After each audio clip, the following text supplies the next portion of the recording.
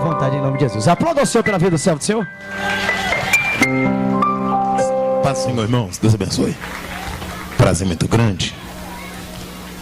Sem muita delonga, livro de Jó, em nome de Jesus Cristo. Eu confesso para os irmãos que eu mudei a mensagem que eu ia pregar aqui umas 10 vezes. 10 vezes eu fui mudando de texto aqui, mudando de texto. E eu tenho um carinho muito grande pelo pastor Robert, pelo favor que me foi prestado, pela atenção que me foi dada. E por esse motivo eu permaneci até agora aqui aguardando. A gente vai chegando de uma correria muito grande. E você acaba ficando meio enfadado de tanto correr de um lado para o outro. Livro de Jó, capítulo de número 3. Em nome de Jesus Cristo.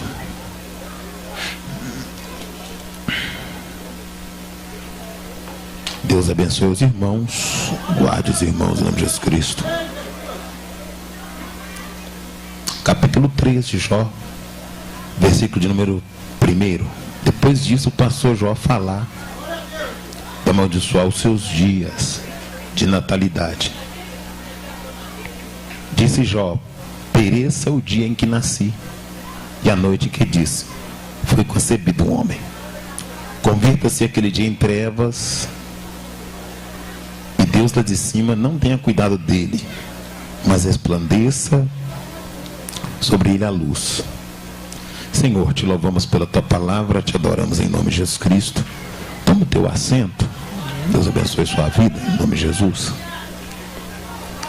Irmãos, a Bíblia fala que Jó, ele era um cidadão honorário da cidade de Uz, um homem íntegro, reto, temente a Deus e que desviava-se do mal. Eu vou falar algumas características que Jó possuía e que nos últimos dias tem perturbado a minha mente, essas características de Jó, porque verdade é que essas características estão em falta na sociedade atualmente. Primeira grande característica de Jó: ele era um homem que a sua vida em silêncio já falava sobre a grandeza de Deus. Jó, com a boca fechada, ele já pregava a grandeza de Deus e a fidelidade de Deus. Primeira grande virtude de Jó. Segundo é que os céus vão falar sobre Jó e vão testificar sobre o caráter de Jó. Quando eu falo que os céus falam de Jó, é porque a Bíblia diz que houve uma reunião nos céus, e quando houve essa reunião, entre os filhos de Deus compareceu Satanás. E o Senhor Deus perguntou: Satanás, de onde vem? E Satanás respondeu: de rodear a terra e de passear por ela. Satanás respondeu para Deus que ele estava vindo de rodear a terra e de passear por ela. Mais ou menos assim. Satanás estava andando desocupado e vendo tudo o que estava sendo feito pelas pessoas, e ele tinha consigo críticas para poder fazer sobre tudo e a respeito de todos. E ele compareceu naquela reunião nos céus, e Deus disse: Satanás, viste o meu servo Jó?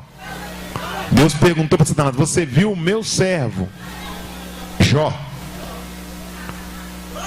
E depois que Deus perguntou para Satanás se Satanás tinha visto o servo dele Jó, primeira coisa, ver é visualizar, é contemplar, é assistir com os olhos, é capturar a imagem com a córnea, é memorizar na faculdade psicológica obras, atitudes e ações.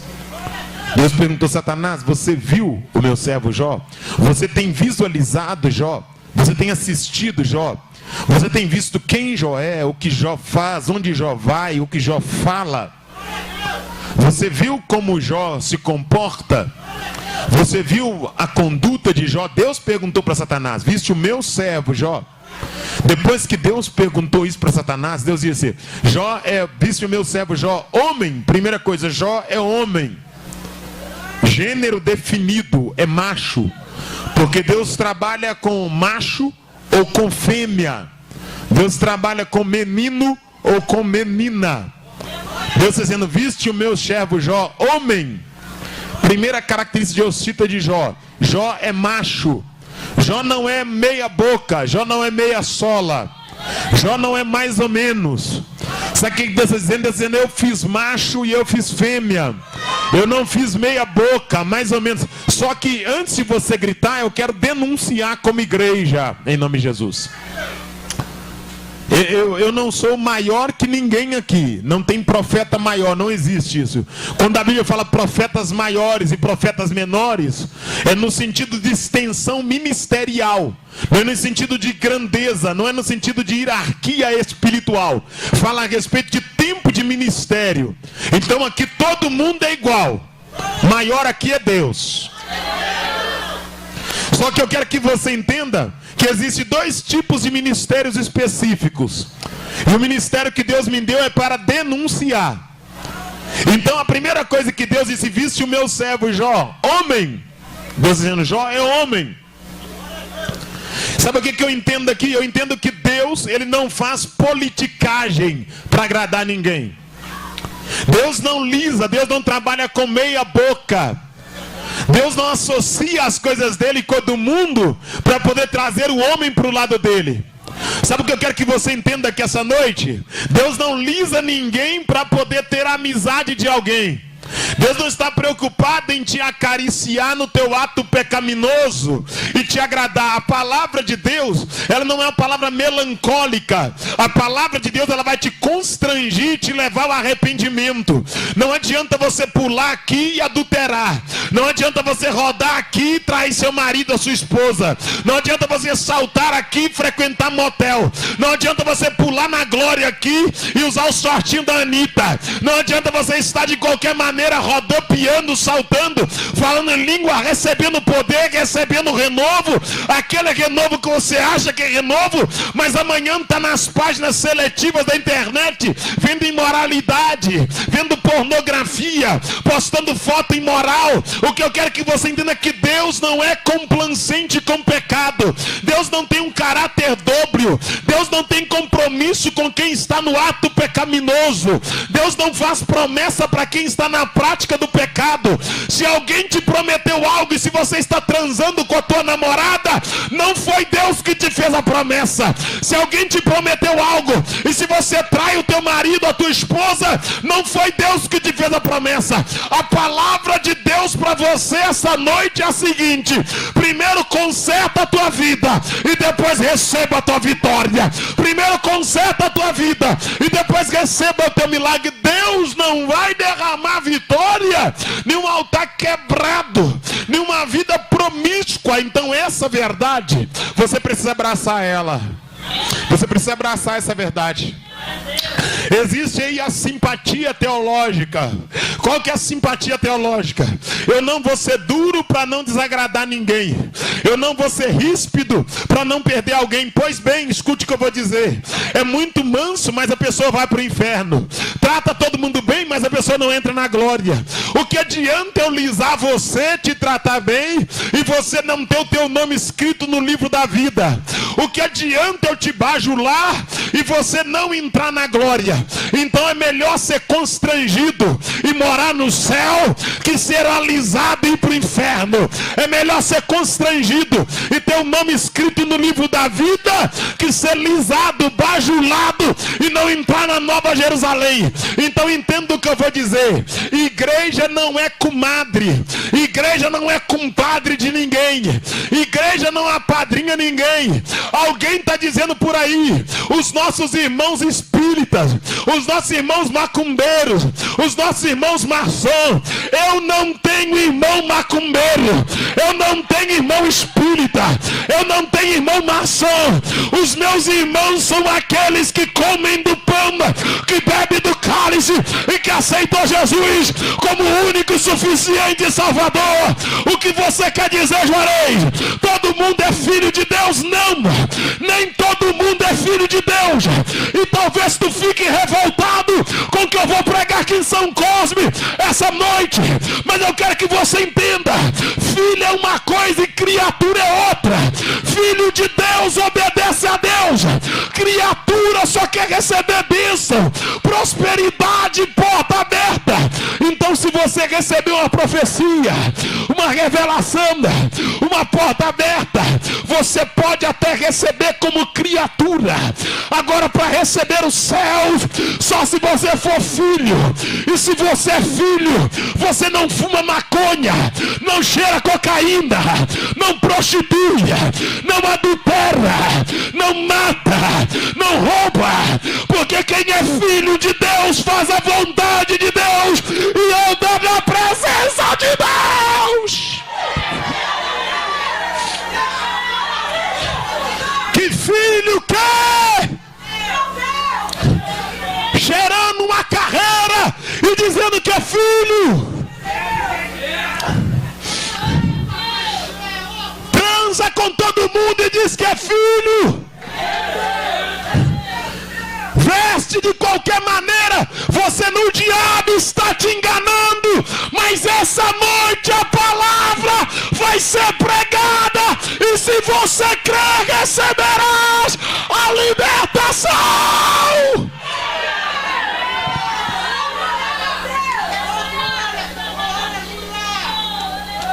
Quem é filho de Deus? Filho de Deus é quem faz a vontade de Deus, quem obedece a Deus. Agora pasme com o que eu vou dizer rapidamente, sem muita delonga. Vem comigo, por favor. Deus viste o meu servo Jó, homem íntegro, reto, temente a Deus e que desvia-se do mal. Característica de Jó: integridade. Segunda característica: reto, honesto, temente a Deus. Sabe o que é temor de Deus? Deus está aqui no culto, mas Deus está lá na faculdade onde eu estudo. Deus está aqui no culto, mas está dentro da minha casa. Deus está aqui no culto, mas Ele sabe como é que eu trato a minha esposa. Eu vou falar, fecha o teu olho, por favor. Gente que está falando língua, profetizando, mas que espanca a mulher, que maltrata a mulher, seu pilantra. Pede a Deus para te libertar, pede a Deus para te salvar. Gente que diz que profetiza, que revela, mas que maltrata a família, que bate na mulher, que não respeita os filhos. Deus está aqui, mas está dentro da tua casa, dentro da minha casa. Então vem comigo, por favor. Jó era íntegro, reto, temente a Deus, desviava-se do mal. Sabe o que é desviar do mal? Jó sabia que tinha algo de errado ali, ele mudava a rota. Ele falou, Jó falava, eu vou mudar o caminho para mim não fazer aquilo que é errado. Gente que muda o caminho certo pelo errado. Gente que no lugar de fugir do mal, foge para dentro do mal. Gente que tem prazer no ato pecaminoso e acha que engana a Deus. Você agradece que eu já mudei a mensagem umas 8 vezes aqui. Mas vamos lá. Viste meu servo Jó, homem íntegro, reto, temente a Deus, e que desvia-se do mal. Satanás então falou, Jó, de balde tudo isso é porque o Senhor cerca ele de bem. Toque em tudo quanto Jó tem e ele blasfemará. Deus então permitiu que Jó perdesse tudo que ele tinha. Sabe por quê? Porque Deus não está preocupado em te dar casa. Deus não está te preocupado em te dar carro. Deus não está preocupado em te dar prosperidade. Deus não é Papai Noel. Deus não é Mega Sena. Deus não é obrigado a te dar nada na terra. O que Deus quer que você e eu nos convertamos do nosso pecado e aceitemos a Jesus verdadeiramente. A igreja nunca, Jesus nunca prometeu coisas terrenas. Agora, a diferença é que os profetas da atualidade, eles pregam e profetizam coisas para essa esfera. Sabe por quê? Porque o reino deles é aqui. Porque o reino é aqui. O reino é o reino terreno. Porque a cosmovisão é teísta, é terrena, é capitalista, é materialista. Porque os olhos estão focados naquilo que é da terra, que é corruptível. Só que a igreja do arrebatamento, ela sabe que a morada dela não é aqui, que o reino dela não é aqui. A igreja que será arrebatada, ela sabe que ela está aqui de passagem e que o tempo dela subir está chegando, a hora dela partir está chegando, o momento final está chegando, já é reta final, já é a última hora da igreja na face da terra. Essa tarde eu estava pensando comigo e conversando com Deus concernente à realidade atual da igreja. Quando eu falo igreja, eu falo sistema. A igreja sistematicamente falando. Uma igreja que mudou o seu perfil para agradar o seu público. Uma igreja que mudou o seu perfil para agradar o seu público. Igreja fast food. Igreja que proporciona aquilo que as pessoas querem ouvir para que elas fiquem dentro dela. Quando eu falo igrejas, eu falo no plural, não falo da igreja local. Eu falo a igreja de Cristo. Quem me convida para pregar sabe que eu prego para a igreja de Jesus, para a noiva do Cordeiro. E eu não vejo noiva do Cordeiro como uma denominação. Eu vejo noiva do Cordeiro como aquela que é comprada pelo sangue de Jesus Cristo. Então eu prego para a igreja no globo terrestre. E a igreja está perdendo a característica porque ela está se adaptando ao público. A igreja faz aquilo que as pessoas querem que ela faça, para que as pessoas se sintam confortáveis dentro dela. As pessoas precisam ser agradadas para que elas permaneçam dentro da igreja. Só que a igreja não foi instituída para te agradar. A igreja não foi instituída para te bajular. A igreja não foi instituída para poder te lisar, para me lisar. A igreja foi... Você está tirando o som? Você está tirando? Uai. Deixa eu ir aí. Aleluia. Já vou terminar minha oportunidade já. A igreja não foi instituída para poder lisar alguém. A igreja não é pavilhão onde se esconde os atos pecaminosos. Porque é muito fácil pregar e adulterar. É muito fácil cantar e adulterar. É muito fácil dançar e postar foto imoral na internet. É muito fácil tocar. Agora eu quero ver dobrar o joelho na madrugada. É colocar a vida no altar na madrugada. Comentei com os companheiros ali do lado. Porque hoje no Brasil existe uma luta entre pregadores. Uma briga de quem prega mais, quem é mais usado, um ciúme muito grande. Só que as pessoas não entendem, elas acham que nós somos estrelas. E diz, fulano é maior, fulano é melhor. Só que quer ver se é melhor? Bate na minha porta às 3 horas da manhã, que vai me achar com o joelho dobrado orando a Deus. Vai na hora do almoço lá em casa, que vai estar todo mundo almoçando e eu com a boca fechada, em jejum para ter uma palavra. A diferença é essa, é o preço que se paga. Então Deus não faz acepção de pessoas. Deus não faz acepção. Só que Deus tem particularidades com pessoas. Lembra de Abraão? Deus chamou Abraão pela manhã e falou: Abraão, pega Isaac, o teu filho, o teu único filho é quem tu amas, e vá-te à terra de Mogueá e oferece em holocausto. Deus não mandou Abraão falar com Sara, porque se Abraão fala com Sara, Sara pularia na frente e não deixaria Abraão sacrificar. Sabe por quê? Porque a particularidade de Abraão era diferente da particularidade de Sara. Lembra de Josué e Caleb entrando na terra? A particularidade de Josué e Caleb era diferente do povo que morreu no deserto. Lembra de Daniel na cova dos leões?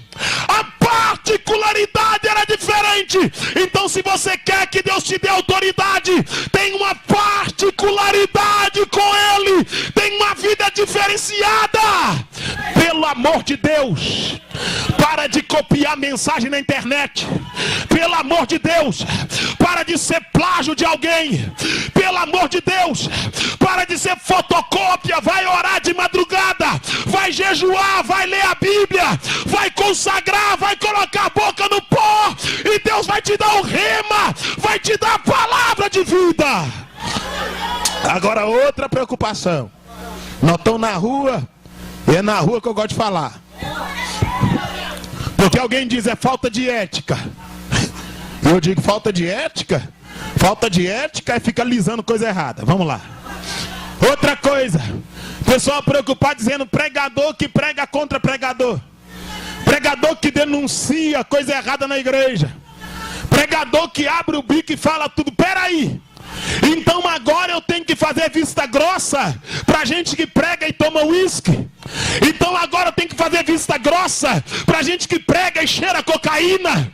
Então agora eu tenho que fazer vista grossa pra gente que prega e fuma maconha.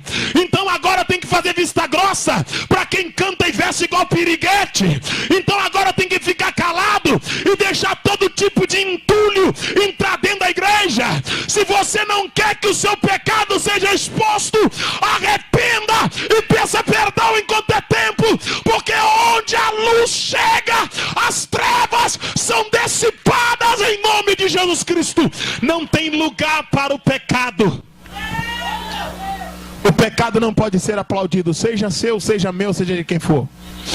Fecha o teu olho, por favor. Você percebe como é que diminui os glórias? Você percebe como é que diminui? Aleluia.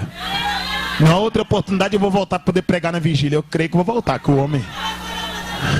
Hoje eu estou dando a palavra rápida aqui, na rua. Fecha o teu olho, por favor. Deus sabe quem você é nas redes sociais. Deus sabe quem você é dentro de casa. Deus sabe do seu mau testemunho. Deus sabe que você está falando e não está vivendo o que você fala. Deus sabe do seu comportamento na escola. Deus sabe quem você é com a sua esposa. Não adianta colocar capa, porque Deus não se deixa ser enganado. Deus não se deixa ser lubridiado, trapaceado.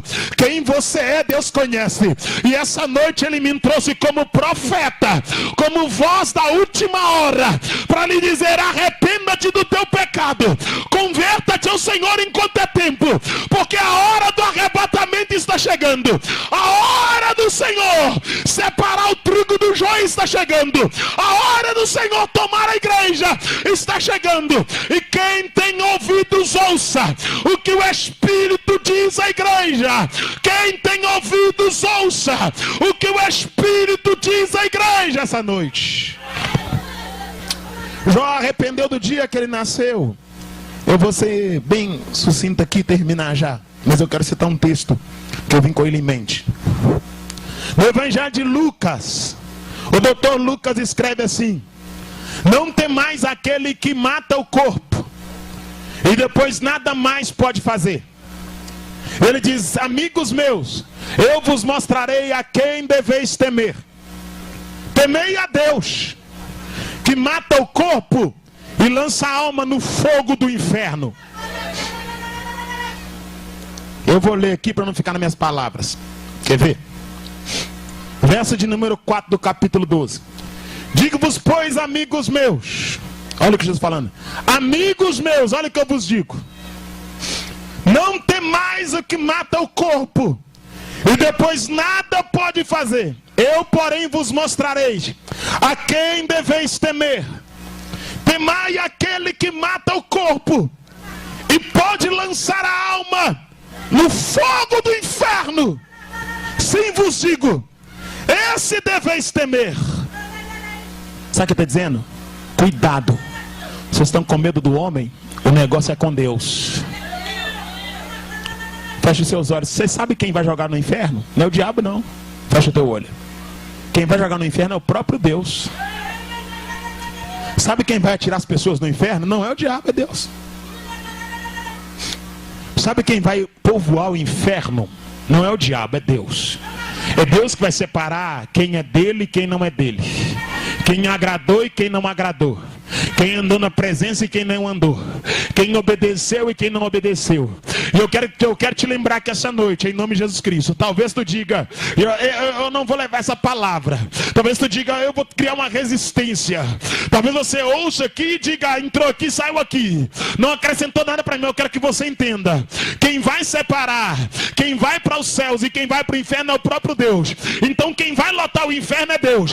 E na fileira que vai para o inferno, vai ter pregador, vai ter cantor, vai ter pastor, vai ter padre, vai ter reverendo, vai ter bacharel, vai ter muita gente que omitiu a verdade, que não constrangiu o povo com a verdade, que não pregou a verdade, que fez promessas que Deus não mandou fazer, que falou o que Deus não mandou falar, que profetizou o que Deus não mandou profetizar, que revelou o que Deus não mandou revelar, mas que não denunciou o pecado, que não denunciou adultério, que não denunciou lascívia, que não denunciou a imoralidade, que não contristou o povo e que não mostrou a cruz do Calvário, que não levou o povo ao arrependimento, que não levou o povo ao constrangimento, que não chamou o povo para o conserto. Vai ter uma fileira de gente que ganhou saquetel de dinheiro, que fez mega templo, que fez igreja com porcelanato, com teto rebaixado, que comprou BMW, que comprou iate, que teve casa na praia, que pregou nas grandes cruzadas, que pregou nos grandes congressos, mas que não constrangiu a noiva ao arrependimento. Gente que enriqueceu, gente que se criou fama, gente que brigou pelo primeiro lugar, mas que não levou a igreja para o arrependimento. E a igreja crescia em número, mas não crescia em graça, não crescia em poder, não crescia em unção. E quando eu falo de poder, eu não falo disso aqui, ó. Eu não falo de língua estranha, eu não falo de rodopiar. Poder é comportamento diferenciado, poder é conduta restaurada, poder é vida santa, poder é vida casta.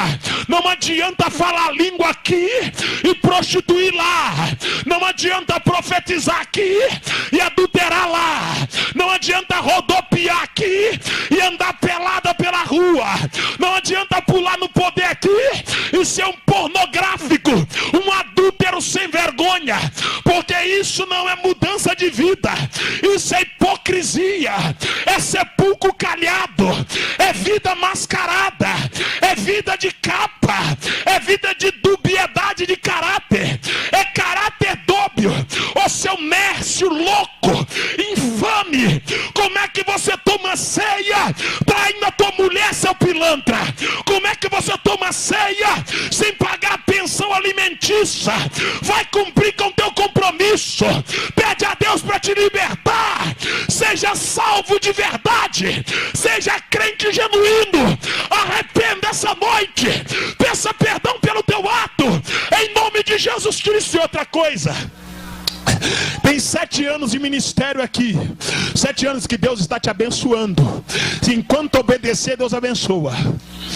No dia que desobedecer, Deus tira a mão. Enquanto sujeitar, Deus abençoa. E eu quero que você entenda, crescimento para Deus não é quantidade. Se grandeza para Deus fosse quantidade, Deus não ia mandar Gideão separar as pessoas para ir com ele. Se quantidade para Deus fosse força, Gideão ia levar todo o exército com ele. Só que para Deus, ele não quer quantidade, ele quer qualidade. Não adianta ter 1 milhão de crente e 999 mil ir para o inferno. Sabe o que Deus quer que você entenda? Se você colocou a mão no arado, faça com perfeição, faça com diligência. Se Deus te der 10, apresente os 10 no arrebatamento. Se Deus te deu 100, apresente os 100 no arrebatamento. Se Deus te deu 2, apresente os 2 no arrebatamento. Não adianta ter 100 aqui e chegar com 2 diante de Deus. Deus fala, cadê o resto? Cadê o resto? Escuta aqui, pastorada que acha que é papa da igreja, pastorada no Brasil que acha que é o papa da igreja, que acha que a última palavra é dele, a última palavra é de Deus, não é a tua. Gente que fala, eu tenho 50 anos de ministério, tá falando assim, chegou agora, tá falando assim, como se tempo de crente mandasse alguma coisa.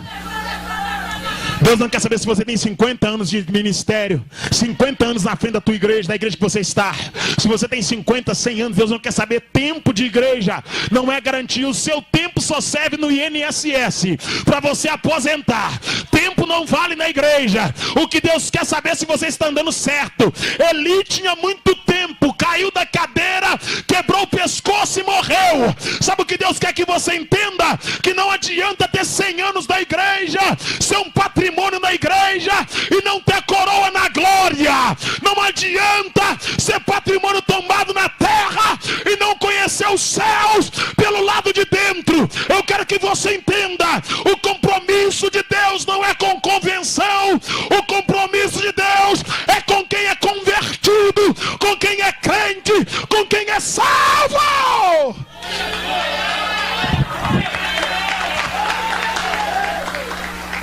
Então não te preocupe. Eu não sou convencionário, eu não sou de tal convenção, eu não tomei o café com o pastor.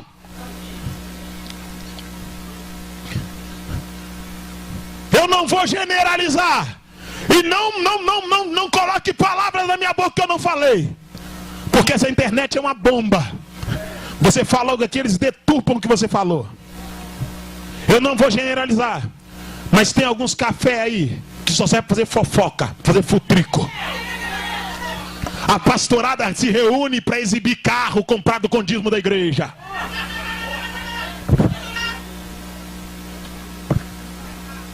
A pastorada se reúne para exibir telefone, para exibir cachê alto, para mostrar qual igreja que é maior.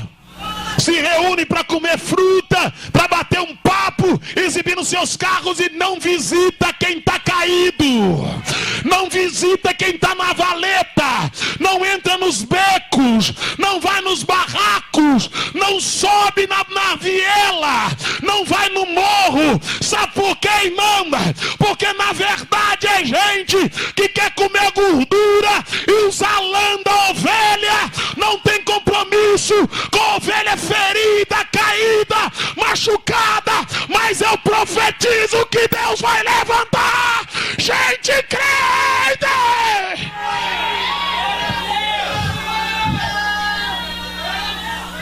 O que adianta?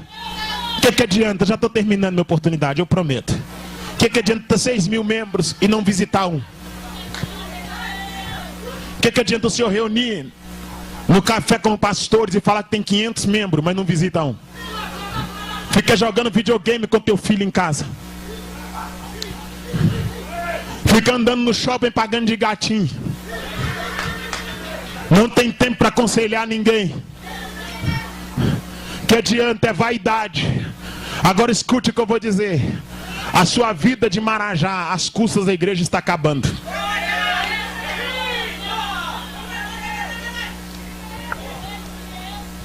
Eu sei que esse negócio vai espalhar, porque a gente fala e espalha, e é para espalhar mesmo.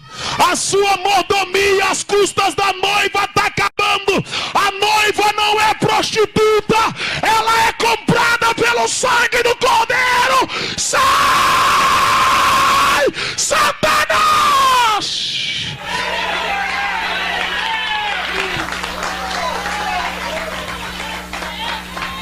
Ninguém fala mais nada.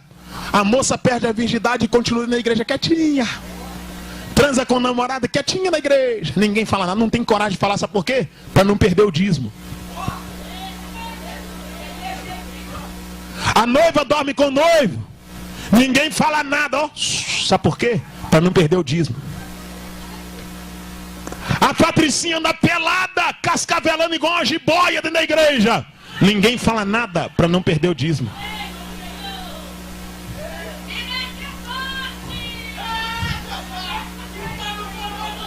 Fulano de tal fez curso superior, o salário é um pouquinho melhor, vamos consagrar obreiro para não perder o dízimo.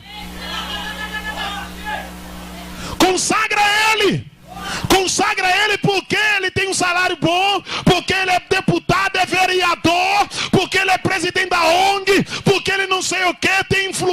cadeira, tem que colocar na cadeira, tem que consagrar. Só que eu quero que você entenda, Deus não quer saber quanto tem no teu bolso, quantos diplomas tem na tua parede. Deus não quer saber a cor do teu carro, onde você mora, o teu grau de escolaridade. Deus quer saber se você tem vergonha na cara, se você tem pudor, tem temor, tem presença. E se tiver presença, Ele vai te usar. Eu te convido para colocar-se em pé. Eu te convido para colocar-se em pé. Quero agradecer o pastor Robert pela oportunidade de estar passando aqui essa noite.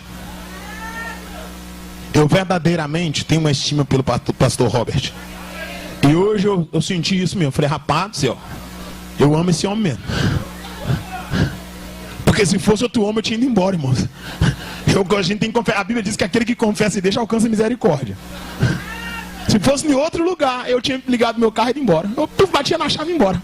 Logo me procurasse, que estava lá em casa com a minha mulher, no sofá tranquilinho. Mas o amor, irmãos, o amor é terrível. O amor é terrível. A gratidão, né, irmãos? Então eu sou grato a Deus pela vida do pastor. Ele, quando eu precisei, ele atendeu as minhas demandas, conhece a minha esposa, conhece meus filhos, conhece a minha vida, me conhece, viu, andou comigo no meu bairro, sabe que eu sou crente. Eu não sou crente só aqui, irmãos, eu sou crente no meu bairro, eu sou crente onde eu vou. É por isso que Deus tem gotejado sobre a minha vida, gotejado, porque Ele sabe que a gente é crente, a gente crê nele e obedece, procura obedecer, amém? Deus abençoe os demais obreiros aí, em nome de Jesus Cristo. Eu te convido a fechar os seus olhos, curvar a sua cabeça. Eu disse que não seria muito extenso. Eu confesso que eu não preguei. Eu dei um grito aqui, falei algumas coisas que Deus tinha me dito na minha casa. E eu comentei aqui, em nome de Jesus Cristo. Esse ano de 2019, eu vou pregar para os papas da igreja brasileira. A igreja brasileira não tem papa, ela não precisa disso. A igreja brasileira funciona, a regra dela, a base é a Bíblia. A Bíblia, ela é a verdade. Quem representa a igreja brasileira é o Senhor Jesus Cristo. Ele é o representante maior, Ele é o pai da igreja. Ele é o cabeça da igreja. Nós vamos mostrar para esse povo aí que Jesus é o dono da igreja. Ele é o dono da igreja, aleluia. Doa quem doer, Jesus é o dono da igreja. Convidem ou não para poder pregar, Jesus é o dono da igreja. Gostem da mensagem ou não, critiquem ou não, Jesus é o dono da igreja. Porque a gente não prega para ter fã-clube, a gente prega porque acredita no arrebatamento. Eu não prego, tanto que eu não vendo nada, eu não tenho nada para vender. Se perguntar se tem CD, eu falo não. Tem DVD, tem gravata, tem paletó, tem sapato, não. Eu digo, eu não sou camelô, eu sou um profeta. Se eu fosse camelô, eu tinha uma banca lá no Oiapoque. Nada contra, eu não vim vender nada, eu vim pregar a palavra. Eu não carrego nada comigo. Nada. Eu vim pregar a palavra. Ela é o suficiente. Fecha os seus olhos, curva a tua cabeça, por favor. Não tem mais aquele que mata o corpo e depois nada mais pode fazer. Eu vos mostrarei a quem deveis temer. O interessante é que eu tinha parafraseado esse texto com o texto de Hebreus, capítulo 10, versículo de número 29, 30 e 31. Quando diz assim: outra vez o Senhor julgará o seu povo, porque o Senhor não terá por inocente aquele que pisar o sangue do cordeiro. Porque ai daquele que, conhecendo a verdade, extravia-se dela.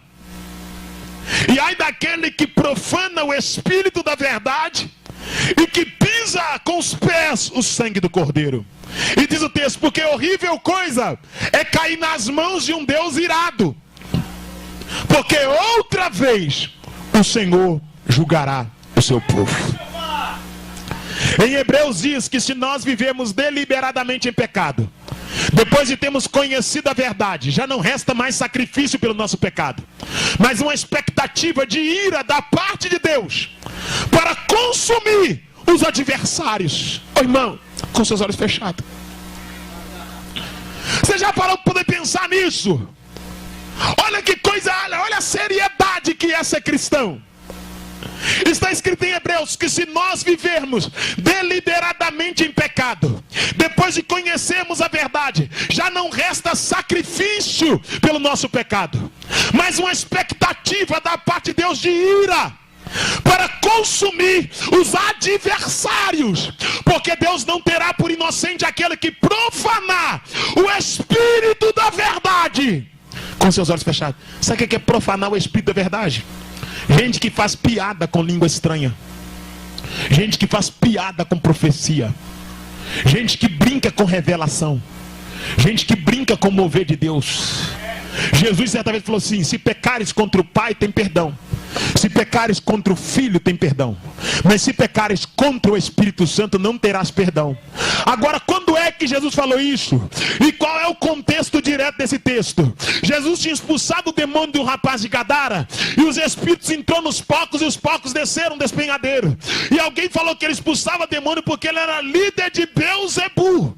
Jesus falou: se pecares contra o Pai, tem perdão. Se pecares contra o Filho, tem perdão. Mas se pecares contra o Espírito Santo, não terás perdão. E em Hebreus fala que Deus não terá por inocente aquele que profanar o Espírito da verdade. Ei, querida, com teu olho fechado, pare de compartilhar língua estranha, pare de compartilhar vídeos imitando o movimento pentecostal, pare de compartilhar chocarrice com as coisas de Deus. Não seja, meu amado, cúmplice com os filhos da rebelião. Não brinque com as coisas santas, não faça do santo profano, não tenta fazer das coisas espirituais naturais demais. Tenha temor ao tomar o nome de Deus, tenha temor ao abrir a palavra de Deus, tenha temor para profetizar no nome de Deus. Escute o que eu vou dizer, que essa noite Ananias, o profeta, morreu porque ele profetizou rebelião. Ele era profeta, mas profetizou fora da direção. E Deus falou com Jeremias: diga para Ananias que ele vai morrer, porque ele profetizou rebelião. Porque todo profeta que profetizar paz, só se cumprir a palavra dele, e que de fato ele é profeta enviado por mim. E Ananias morreu no mesmo ano. Sabe por quê? Porque Deus não tinha paz para aquele povo. Deus tinha Babilônia, Deus tinha cativeiro, Deus tinha jugo de ferro. Sabe o que eu quero que você entenda? Deus não tem aplauso para o Brasil, Deus não tem paz para a igreja brasileira. Sabe o que eu quero que você entenda? Deus não está preocupado em profetizar casa, carro, moto, avião para a igreja brasileira. Uma igreja que os crentes vestem de qualquer maneira, uma igreja que marido troca de mulher e mulher troca de marido, uma igreja que a moça perde a virgindade, uma igreja que pregador cheira cocaína, uma igreja que pastor é trambiqueiro, malandro sem vergonha, uma igreja que gente anda comprando e não pagando, uma igreja que a sensualidade entrou dentro dela, uma igreja que crente toma uísque, crente acredita em coelhinho da Páscoa, em Papai Noel, uma igreja que acredita, meu amado, em Mega Sena. Deus não tem palavra de vitória para essa geração. A palavra que Deus tem para essa geração é a palavra que foi lida em 2 Crônicas, capítulo 7, versículo 14. Se o meu povo, que se chama pelo meu nome, se arrepender, se converter dos maus caminhos, aí então eu ouvirei dos céus. Quando é que Deus vai te ouvir, madame? Deus vai te ouvir quando você arrepender daquela foto que você postou. Deus vai te ouvir quando você arrepender de ter deitado com teu namorado. Quando é que Deus vai te ouvir? Quando você se arrepender de ter traído a tua mulher. Quando é que Deus vai te ouvir? Quando você se arrepender da fofoca, da maledicência, da mentira, da sensualidade. E talvez tu diga: se eu soubesse que seria assim, eu não ficaria até agora. Só que você ficou porque eu orei para Deus prender o teu pé e no chama, para Deus não me deixar sair.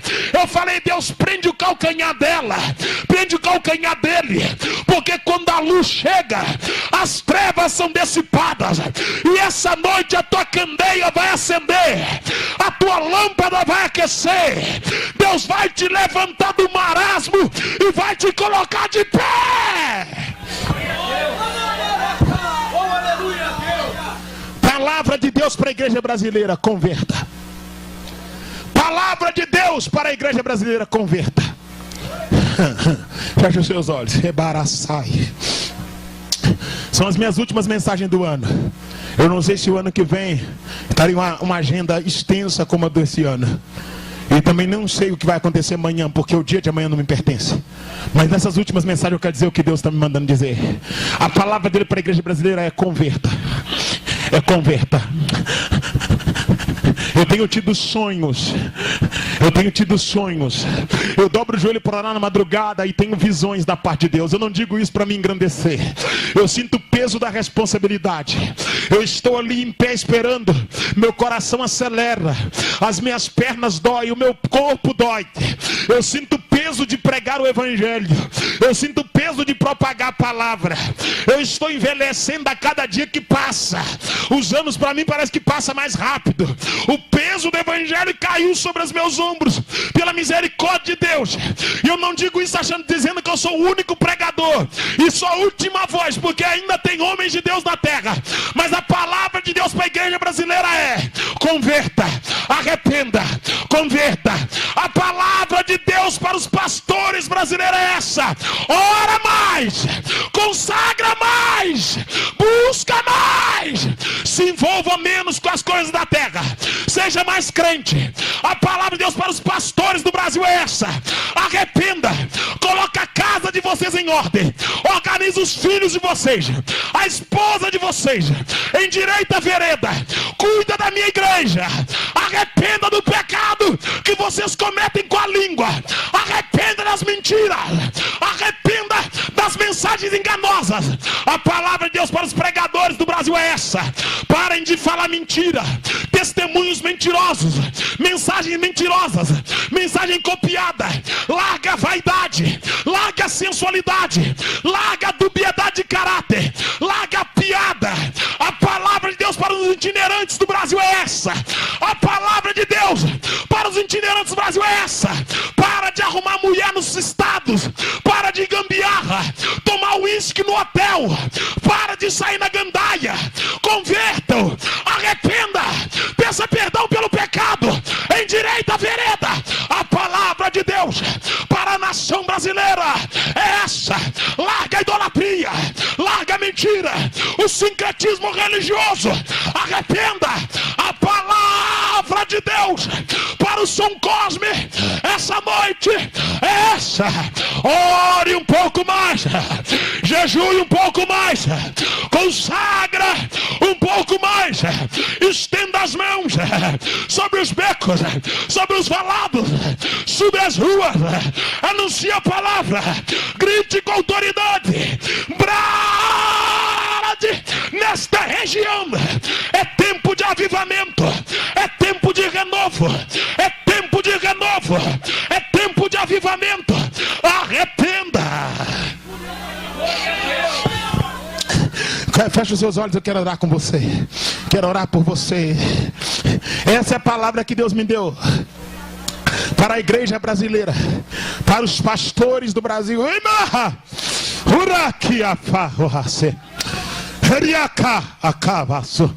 Rai emanoko faço riakafa meha eshei kiofa noko andará semiako ebiakalayashi sheniagayasu.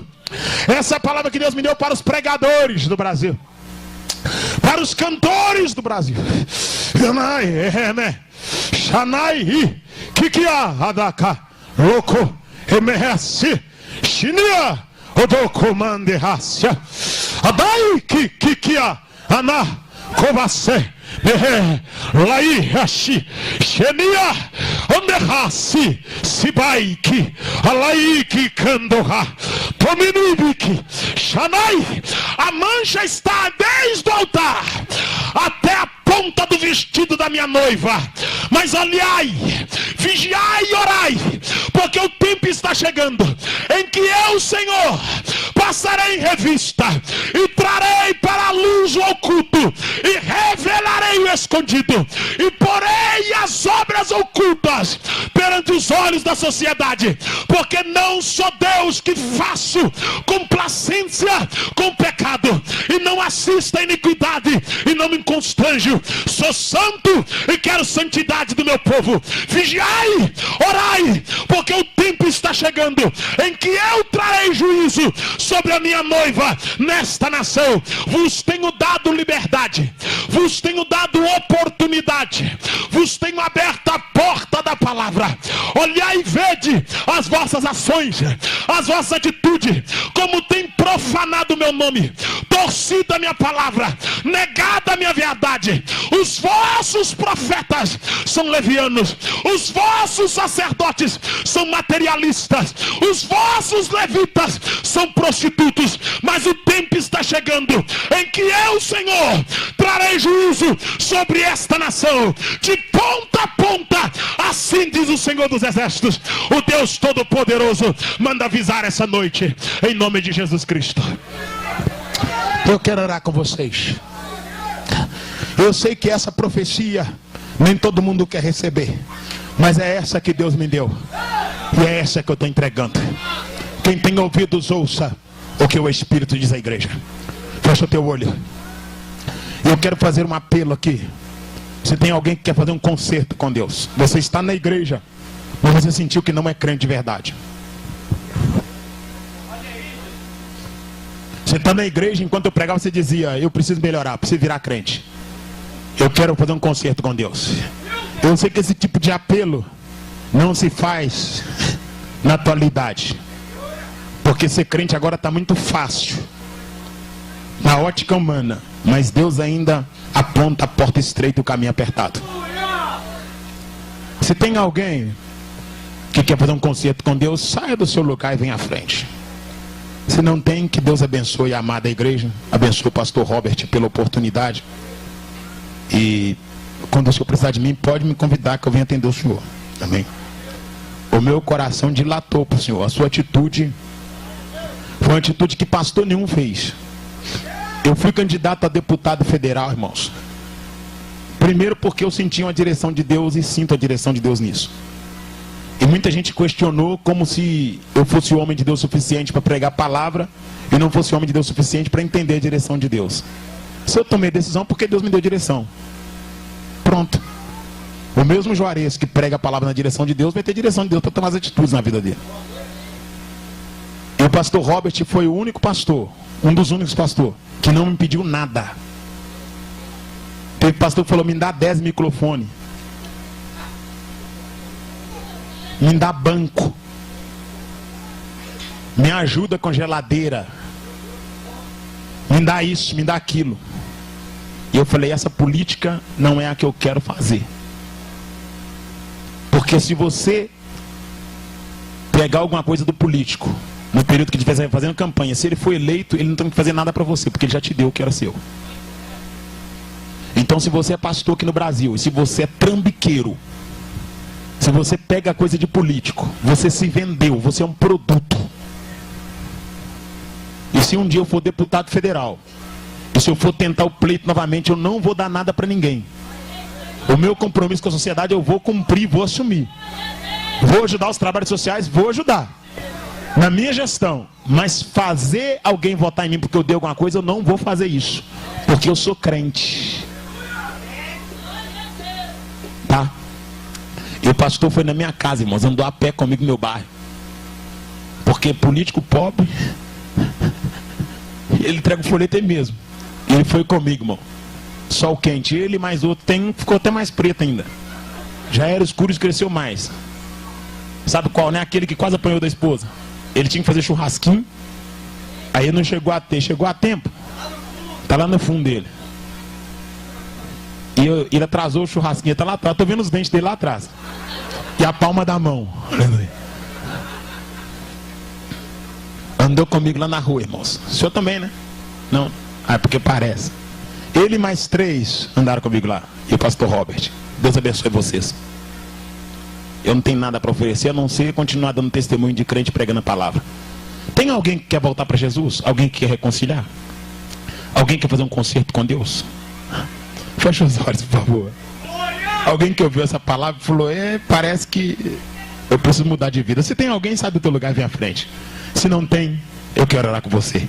Altíssimo Deus e poderoso Pai, te agradeço pela oportunidade, te louvo por esta igreja que está aqui reunida, te agradeço pela vida do teu servo. Deus, que a extensão desse trabalho, os dias que hão de vir, ó Pai, sejam debaixo da tua presença, que o Senhor continue com os teus servos, abençoando, prosperando, livrando-os de todo mal, abrindo a porta para dar palavra, usando com autoridade os pregadores, as pessoas estarão ministrando louvor, que sejam cheias do teu Espírito, que a tua presença continue com esta igreja. Deus, que nesse 7º ano, Pai, de aniversário desta igreja, a glória do Senhor continue com esse ministério, continue com o teu servo, que o Senhor, ó Pai, prospere essa obra a cada dia, que o Senhor abra portas, ó Pai, para esse ministério, Pai, que tem recuperado vidas, ó Deus, que tem envolvido com a sociedade. Deus, eu tenho visto os trabalhos sociais que são feitos aqui, como essa igreja tem abraçado a comunidade, as